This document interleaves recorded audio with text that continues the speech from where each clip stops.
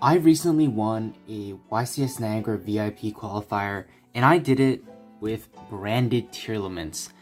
What is up, guys? This is Tcg Sam here. Like I said, I was playing branded tearelements with a couple of interesting cards, which I'll explain later on in the profile. After the profile, I'll also be going over some of my matchups for the day, so do stay tuned for that if you're interested. If you guys enjoy this type of content, be sure to let me know by leaving a like, commenting, and subscribing.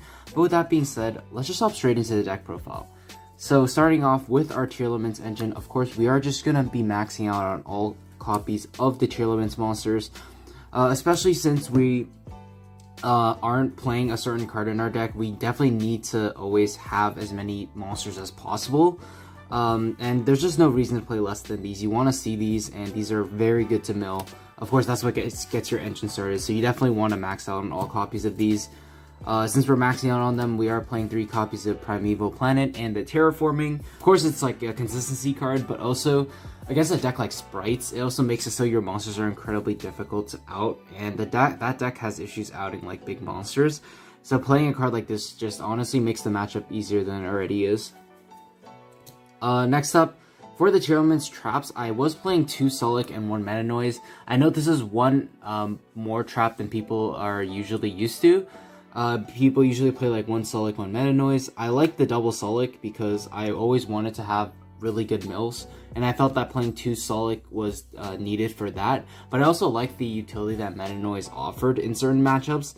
I wouldn't play this if I wasn't playing this build specifically, like I would just play the 2 Solics. But Meta Noise, I figured since we were playing sort of more of a pure version with a very small branded engine, that having access to this trap would be very good. Just because the Tearlament traps are actually super powerful. Solic negates permanently, and of course, like I mentioned, it's very good to mill. So you actually want to, even hard drawing these is good because it makes it so you can search cards like Havness off of Kikalos or something instead. Next up, for the non-tier monsters, I was playing 1 copy of Supreme Sea Mare. So for those of you who don't know what this card does, it reads, if this is normal or special summoned, you can send an Aqua monster from your deck to your graveyard except itself, and during the end phase, you can tribute this card, then target 1 Aqua monster in the graveyard except for itself, and add it back to your hand. So the reason why I played this was because I actually don't play King of the Swamp. The reason I don't play King of the Swamp is funny. It's because I didn't have it and I didn't want to buy it. It's as simple as that. So I wanted a way around that, and I went with Supreme Sea Mare. Supreme Sea Mare is also kind of like a Rhino Heart, because when you normal summon it or special summon it, it does pretty much the exact same thing by dumping a Tearlaments to the graveyard. But the reason I felt this was needed, even just that one I felt was pretty good, was because it is an additional Aqua that you can mill off of your Tearlaments, and without King of the Swamp acting as that Aqua in your graveyard, sometimes you'll find yourself lacking like actual monsters in your graveyard to fuse away, forcing you to fuse from like hand or from field, which is less than ideal. So you always want to have a card like Supreme Sea Mare floating around in your graveyard just to give you that extra potential to mill like an Aqua monster, and that's really good. I didn't want to play more of it, just because of certain other ratios in the deck, but also because like I felt the deck already had enough normal summons. You have the 3 Rhino Hearts, the 3 Pelerinos, and the 1 Terraforming, so that's 7 normal summons already. Plus the Supreme Sea Mare making it 8. I felt that was the perfect number. The reason why I also like Sea Mare is because there is a combo that lets you end on a rank 4 if you open this plus any like Tearlaments monster in your hand, which I will show in an upcoming test hand combo tutorial video, so do stay tuned for that. But yeah, Supreme Sea Mare, I didn't see it a lot often, but like when I saw it, it acted the exact same as a Rhino Heart. There was nothing that like made it better or worse strictly in those cases. And then I was playing Shaddolls, so I played 1 copy of Squamata, 1 copy of Beast. I think this is fine. You could argue to play 2 Beast, but I felt that the Squamata giving you that extra level 4 was pretty valuable. And I figured it'd be just so unlikely where I just like mill both of them at the same time, so it didn't really matter if they kind of essentially were the same card, like Squamata, because it's a level 4, so you can make rank 4s with it if needed. Never came up, but like these were still really good cards. And then finally, 1 copy of Fairy Tale Snow. This card, even though I don't have a way to like consistently send it to the graveyard, having a card like Snow is just really good because it just makes it so your mills always have greater potential. Snow's an absolutely insane card, especially in Tearlaments, and just because of how much you mill, even with just your regular engine. If you're not hitting like Tearlaments effects, that's also why I wanted to like max out or like play more copies of cards that, like, even though they aren't Tearlaments, you still get a lot of value from sending them to the graveyard. So that's why I play Fairy Tale Snow. I did play a small branded engine, just 3 branded fusion, 1 fall, 1 Valbaz. I think this is all you need. I don't think the Despia cards are very good, especially not in this deck. I figured 3 branded fusion, 1 Albaz is all that you needed. You'd be able to dump the tearelements or shit all to the graveyard to get value off of that, and it's just an extra power card in your deck. Albaz, I drew this card like it was my job all day. It came in clutch a few times actually, where I was able to super poly away my opponent's board. But aside from that, like, you only want to play 1 Albaz because you don't really want to see it. If you do mill it, the deck has ways to put it back, which I'll go over in the extra deck.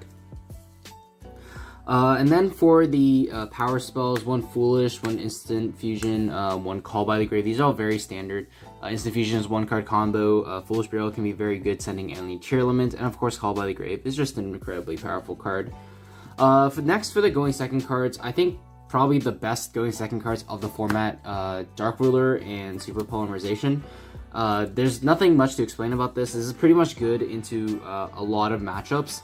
And Super Poly in this deck also has a little bit of extra utility because if you fuse away with your own monsters, you also get their effects. Nothing too crazy about that, but this next part may seem a bit weird. I was playing 2 Talents and 2 Offerings to the Doomed. So when I was building the deck, I was thinking of cards that were both good going first and going second, and I immediately thought of Talents, but I was like, okay, Talents is cool, but I also wanted something that gave me a little bit more utility. Offerings to the Doom kind of filled that role in my head. My theory with this was trading 1 for 1 is not bad in this deck, so like against Sprite, it's not terrible. It can out-problem cards like Zeus, for example. And I figured like it can also sort of unbrick me in certain cases where I like summon a tearelement, and if I whiff my mills, I can just pop the tearelement.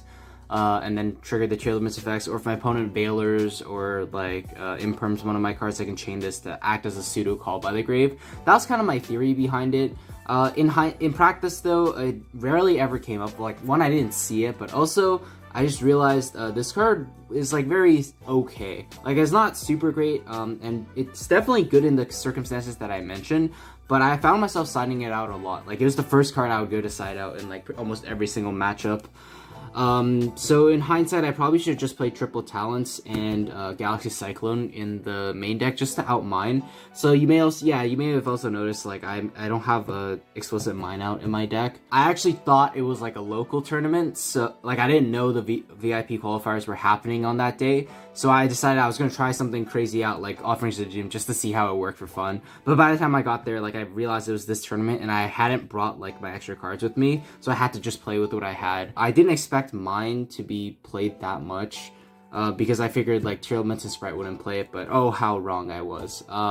This is filmed after the European Nationals, and man, mine was a very big factor in that tournament. So in the future, if mine doesn't get banned, then I definitely would have to play at least 1 copy of Galaxy Cyclone in the main deck, just to respect it and have an out to it, because even though Offerings to Doomed is technically an out, if you just put 1 monster and face Offerings to Doomed your own monster away, like, it's just not that consistent, because that also means you have to specifically link away all your resources for like a link monster or whatever. And it also makes it so like if you mill it, and you don't have any more in your deck, then you really just don't have an out to mine.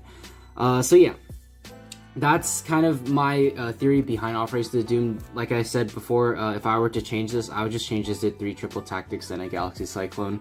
Rounding out the deck for a clean 40, I think 40 is definitely needed, just so you maximize your chances of milling something good. Moving on to the extra deck, I was playing 2 copies of Kikalos, 1 copy of Kaleido Heart for the Tearlaments.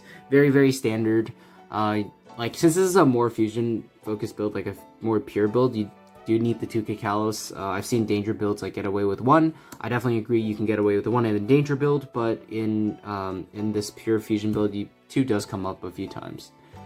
Next up for the branded engine, I was playing 1 Lubellion, 1 Albion, and 1 Mirror Jade. You may be wondering why I'm playing Albion. It's also because I just didn't want to spend the money on Alba Lenitis. I figured I was only be playing it like at a locals, and I would only be playing this build like for a while because I was just testing some stuff out. So I didn't end up buying the Alba Lenitis. It came up like once where if it was Alba Lenitis, it would have helped me win the game a lot faster. But I still managed to end up winning that game even with Albion. So it wasn't that big of a deal in the end. I never got punished for it. But yeah, this should be Alba Lenitis if you do have it. A pretty standard branded engine though. I feel like this is all you really need. You don't really need more than this because you can always put stuff back with your tearlaments. For the other fusion monsters, one copy of Garura. This card is insane. You can make it not only with your tearlaments, but also makes your Super Poly one of the best cards in the game. This card definitely very needed in this deck. I did play the one copy of Winda. One is definitely enough. You definitely don't ever want to play more than this because you're just hard playing into a card like Dark Ruler. But I just also wanted a good fusion to end on that put a lot of pressure on my opponent. So like after I would crack their board or something, I would try to end on like at least one copy of Winda, so that makes it so they have to answer it and have a way to play during the next turn. And a lot of times they just didn't. Winda was just a really good card for me, and I really liked it in this deck. Finally, 2 copies of Dragon's Stapelia. 2 copies did come up for me quite a few times, and yeah, not much to really say about it. It's an incredibly good disruption. The Predator counter level modulation is incredibly good, so that's something to keep in mind against matchups like Sprite. For the XYZs, I played 1 Redoer, 1 Dweller. I think these are the only XYZs that you need. A Redoer, of course, because it does trigger your Tearlaments, it doesn't detach as cost. And Dweller is just an auto win in the mirror match, so having it in the extra deck I felt was good. Against Sprite, it's not like the worst thing in the world either. It's essentially acting like a DD Crow for their Ronin Totem because they can't use it that turn, which is not bad because Ronin Totem past turn 1 can be like up to 2 bodies on the board, which can be decent. So yeah, these 2 work really good, and I really like them in the extra. For the links, I played 1 copy of Dark. This card is incredibly powerful. There's so many Dark monsters in this format, and its effect to actually search a Dark monster comes up quite a bit. Where like I found myself in one of my games just crashing the Dark to search like the tier I needed and just winning from there. So yeah, Dark allows us so like your random monsters on board actually turn into something meaningful. Similarly to that, my theory with Area was it would be incredibly good in the Tearlaments matchup and the Sprite matchup. So against Tearlaments, you can take their Rhino Heart for follow-up on your turn. But also against Sprite, it had a really cool interaction where you can take their Totally Awesome, or you can take their Ronin Totem, both of which is very, very powerful. You can take Toad, of course, acting as a negate, and that's really powerful. And of course, taking the Ronin acts like a DD Crow as well. So I figured Area would be a pretty good addition, just because you want like generic links that you can make, but also have very high impact, because you don't really usually want to link climb in this deck. I figured the Charmers are just the best for that. Following a similar logic, I did play Sprite Elf in my extra deck. This was like a last minute addition. I had one more slot in my extra deck. I decided to go with Sprite Elf because I figured there were probably going to be times where I could link it off and use it as a quote-unquote pseudo disruption with Merely. By bringing it back on my opponent's turn and milling 3 cards. But in hindsight, I don't think it's really that good in this deck, especially because we're not playing a card like Curious, like the Danger builds are. Meaning every time we bring back Merely, it is only mill 3, so that it just isn't enough in my opinion. In the future, I'd cut this for Mudrake in the Swamp. Mudrake in the Swamp came up many times for me today where I needed it for like Super Poly. And it also would have been good as a level 4 as well, so I would have just probably cut Sprite Elf in the future. If you guys don't like that, you can cut Area instead. I just feel like these 2 are just the most cuttable in the deck. That's it for the extra deck. For the side deck, I played 3 copies of Lava Golem. This was for combo matchups, just decks that still put up like big boards, because of course not everyone's going to be playing Tearlament or Sprite, so these were pretty good against those. This is also pretty good against Sprite as well. For the back row, 1 Feather Duster, 1 Reboot, 3 Cosmic Cyclone. Not much to really explain here. These are just really good back row removal options. And then for the traps, I played 1 copy of Crime. This was for going first to get rid of board breakers and to get rid of cards like Evenly Matched, because this deck does struggle against Evenly Matched. My one loss today was because I got Even Lead. So maybe a card like Crime, a searchable card like Crime, can help you play around that. I never drew it though, or I never ended up searching it, so I can't really say how good it was. Next up for the other traps, I played 3 Deck Dev and 3 Paleozoic Dinomistrus. Deck Dev is pretty standard. I don't think I sided it in many times today, so I can't really say how good that card is either. But Paleozoic Dinomistrus was incredibly powerful for me.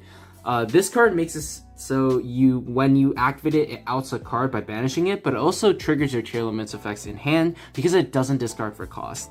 That was really good into like grindier matchups like the mirror match or like just against rogue in general. Like I played against a hero player. This came in clutch as well. Also, it has the effect to summon itself back when another trap card is activated, and it's actually an aqua, so that's really cool because it makes it so you have easier fusion access as well with your regular Tearlaments.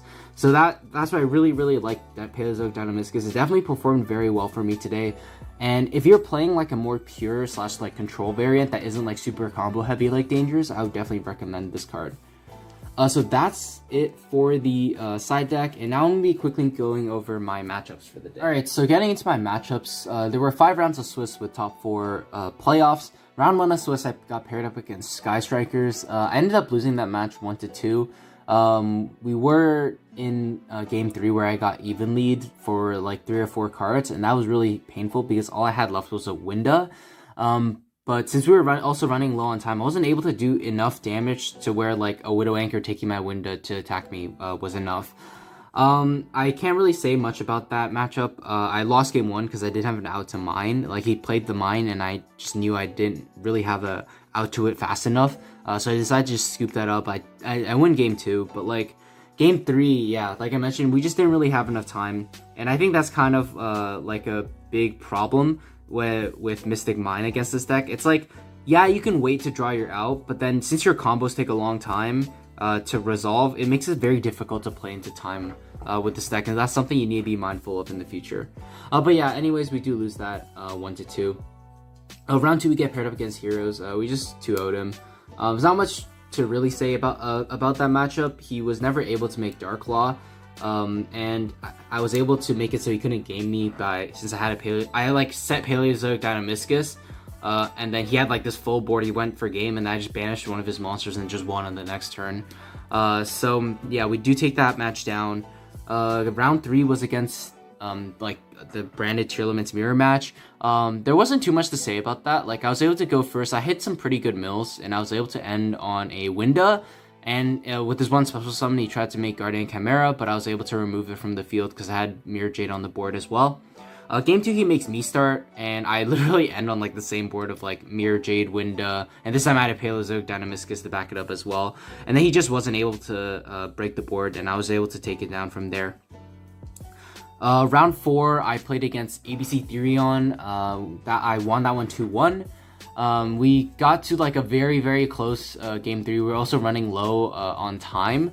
I had like a Garura on my board that had like super poly stuff from last turn, and he had like the Faithful plus like a Griffin, and I was top decking, and I drew into a Shaddoll Beast, and I was like, okay, this kind of sucks. But I tribute summoned the Shaddoll Beast, activated Garura effect to draw, and thankfully he didn't negate because we were both like really rushing to try to do some damage in time. I was able to attack over the Griffin for 200, and Garura actually drew me to Foolish Burial, and that won me the game from there. So very close game. I did get lucky with the Garura draw as well. And then finally, round 5, it was against Exosister. This was a little unfortunate for my opponent. Game 1, he wins a die roll, and he just bricks. He sets 4, he bricks. I summon Rhino Heart. He just flips goes in instantly before even waiting for me to like send my target. And then funnily enough, Offerings to Doom came in clutch there because I was able to pop my own Rhino Heart and just play under Gozu match because I had a bunch of darks, and then I just won from there. Game 2, he chooses to go first. He ends on like the standard Exosister board. He had the big Exosister Magnifica with like 3 or 4 trap cards. But then I was able to survive one turn to draw into like a Fallen Albaz, and then this was really interesting because I was able to set the Albaz and just super poly away the Albaz and his Magnifica from Mirror Jade, and then I just won from there. There's really just nothing my opponent could really do in that situation. I did draw the Albaz. The one time seeing Albaz was actually really good. it was that time. It was pretty funny. So yeah, we ended Swiss. 4-1. If you saw my community post, I did end up 4th place after Swiss, and luckily I was able to make the top 4 with my tiebreakers, and I got paired up against Team Samurai X1 in top 4. He was on pure Sprite, and our game 1 took a really long time. It took like about 37 minutes to conclude. I was able to go first, and I set up like a very interesting board. I set up Draco Stapelia plus like a Sheeran and a Meta Noise. It definitely wasn't optimal based on the hand I had, but my inexperience with the deck made it so I couldn't really see the optimal line right away. But luckily, like, it was enough to get there. There was enough resources on my side to kind of like slowly grind him down. To where like my big monsters just eventually just took over the game. That was when I realized like Sprite really does have an issue with outing like even just the Kid Kalos in attack mode a lot of the times. So that's why I also feel like Tearlaments has a really good matchup into Sprite. Your monster's just inherently bigger, your engine is just inherently more powerful, in my opinion. I could be proven wrong, but from my experience like playing against Sprite also online, I also felt just the Tearlaments engine has a very huge edge over it. So yeah, I won game 1. Game 2, there was no time. He couldn't gain any life, and because of the time rules, I ended up winning that because we were both tied on life and I was up a game. So we do take down top 4. In the finals, I played up against Dragon Link, and I can't really remember what happened too well. But game 1, all I remember was I did have a full board of like just random like monsters like Garura and Tearlaments stuff. He couldn't like access code away my my board in main phase 2 because he didn't want to trigger the Tearlaments effects. So I was able to come back from there after like I made it dark, I crashed it, and I searched like a Tearlaments monster to help me keep playing, and that was really cool. That was like the one time dark actually came in really clutch.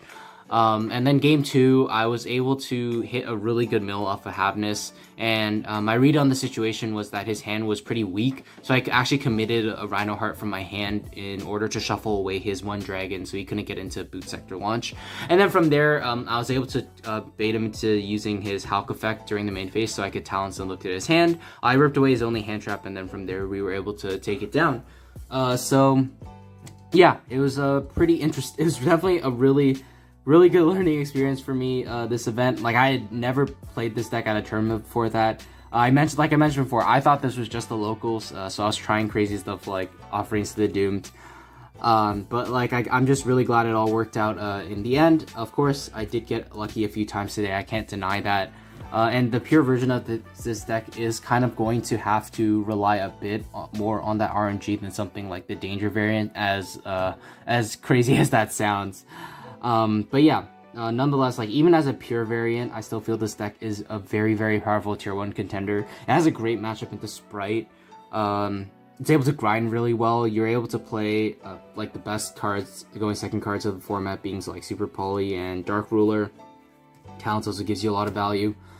So yeah, that's gonna do it for the deck profile. Hope you guys enjoyed. If you guys made it this far, be sure to let me know by leaving me a like, commenting, and subscribing. But with that being said, also stay tuned for the combo tutorial / test hand video for this deck that I'll be coming out with soon.